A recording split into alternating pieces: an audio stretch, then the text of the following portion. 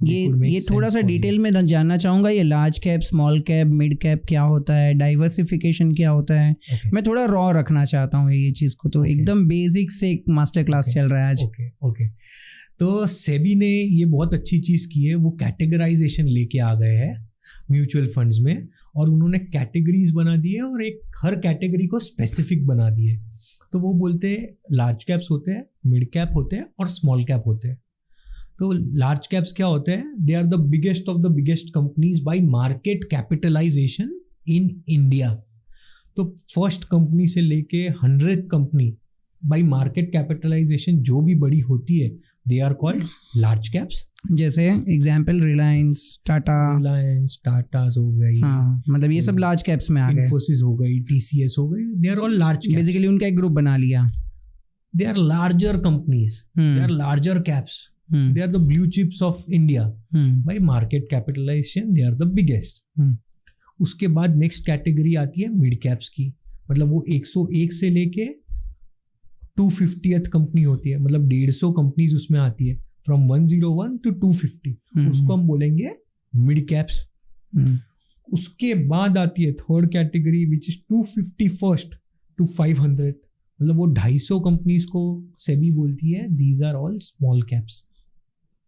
सो इस तरीके से कैटेगराइजेशन होता है, और इस तरीके से आपको सोच के पैसा इन्वेस्ट करना चाहिए, whether you want a mix of large caps, mid caps, small caps, depending on it accordingly आपको उस हिसाब से प्लान करना चाहिए। क्या डिफरेंस होता है अगर मैं स्मॉल कैप्स में इन्वेस्ट करूँ या लार्ज कैप्स में करूँ? सो स्मॉल कैप्स में वॉलेटिलिटी बहुत ज़्यादा होती है। क्या होता है ये वॉलेटिलिटी? क्या होती है, वो ऊपर नीचे बहुत होता है। अगर बाजार खराब हुआ तो वो शायद 50% डाउन होगा, शायद 60% डाउन होता है, शायद 30% डाउन होता है। So can you digest that kind of ऊपर नीचे, that kind of volatility? If the answer is no, तो आप मिड कैप सोचो जो थोड़ा और कम वॉलेटाइल होता है, और आप बोलो नहीं मुझे और सेफ्टी चाहिए इन इक्विटीज, तो आप मूव हो जाओ in large caps which are the mega caps of India, पहली 100 टॉप कंपनीज ऑफ इंडिया, जैसे कि रिलायंस हो गई, टीसीएस हो गई, XYZ हो गई, जिसके फेलियर के चांसेस आर नियरली 0, और आप वहाँ पर इन्वेस्ट कर लो। और आपको लगता है कि आपका रिस्क कैपिटल इससे कम है, तो आप हाइब्रिड साइड ऑफ प्रोडक्ट्स में चले जाओ which are a mix of debt and equity, और वैसे तरीके के बहुत सारे प्रोडक्ट्स हैं, आप उसमें चले जाओ। तो depending on your risk appetite आप आपका पैसा लगा सकते हो in the Indian equity markets via mutual funds. Correct, mutual funds is the way for you.